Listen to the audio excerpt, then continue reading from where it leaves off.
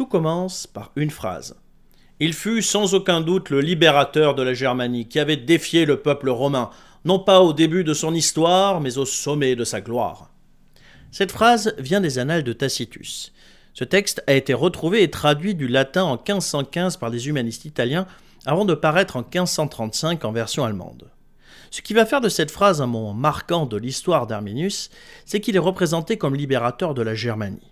Cela sous-entendait un destin commun de tout un territoire pourtant divisé en de nombreux peuples. C'est aussi là que l'on peut réaliser un parallèle avec Vercingétorix, lui aussi glorifié comme leader de la Gaule, là où il n'y avait pas qu'une seule Gaule, mais plusieurs peuples gaulois. Le XVIe siècle coïncide également avec la période de la réforme protestante, la naissance du protestantisme, ce christianisme en opposition à Rome, dont un des pères fondateurs est allemand. Suivez mon regard. Martin Luther lui-même chante les louanges d'Arminius, qu'il n'appelle d'ailleurs pas par son nom latin, mais qu'il surnomme Hermann. Même si le théologien n'est pas l'inventeur de ce nouveau nom pour le chérusque, les historiens s'accordent sur le fait que cette dénomination est née à l'époque de la Réforme. L'époque où la Bible est traduite du latin vers l'allemand, alors pourquoi ne pas également traduire le nom de cette figure historique ? Dès lors, et ce jusqu'au XXe siècle, Arminius ou Hermann, tout comme Martin Luther d'ailleurs, va faire partie des personnages élevés au rang mythologique du récit historique allemand. Il symbolisait la défense de la liberté et l'unité du peuple germanique à une époque où ce qu'on appelle aujourd'hui l'Allemagne n'est qu'un ensemble chaotique de micro-États. On considère qu'entre 1750 et 1850, plus de 200 œuvres artistiques, romans, pièces de théâtre, opéras sont écrites à la gloire d'Arminius. Mais c'est le XIXe siècle, avec ses élans nationalistes, qui va voir l'essor de Hermann comme symbole allemand.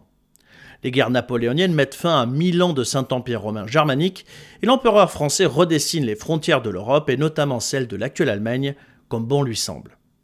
Mais en faisant cela, il devient un ennemi derrière lequel toutes les forces allemandes peuvent se rassembler, comme Rome l'avait été au 1er siècle de notre ère pour les Germains. Mais c'est surtout la naissance de l'Empire allemand en 1871 qui va mettre en scène Arminius comme le début de ce long chemin vers l'unité. Un symbole du retour de la mythologie arminienne est le Hermannsdenkmal. Les travaux du monument de Hermann avaient commencé en 1835, mais après les répressions contre les mouvements unitaires, ceux-ci avaient connu un coup d'arrêt. Néanmoins, après la guerre franco-prussienne et l'unité allemande de 1810 et 1871, le projet reçoit d'importants dons, notamment du Reichstag et du nouvel empereur Guillaume Ier. Ce boost financier permet une fin des travaux en 1875 et le monument est inauguré le 16 août en présence du Kaiser, qui est d'ailleurs comparé à Arminius sur une des plaques en bronze posées sur le Hermannsdenkmal. Le positionnement de la statue a d'ailleurs toute son importance. Hermann regarde vers l'ouest, avec un aigle écrasé sous son pied. Officiellement, son regard se porte vers Rome, mais après avoir vaincu le Second Empire français, tout le monde comprend qu'il est également tourné vers Paris. L'enthousiasme pour la personne d'Arminius va néanmoins baisser drastiquement après la période nationale-socialiste.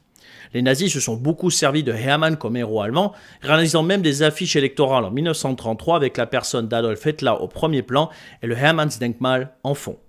Cette association avec le nazisme va considérablement faire chuter l'intérêt pour Arminius après la guerre. Ces dernières années, néanmoins, la recherche historique s'est recentrée sur une exploration sérieuse du chérusque et de la bataille de Teutoburg, et de leur mise en scène dans le mythe historique allemand, refaire de Hermann Arminius.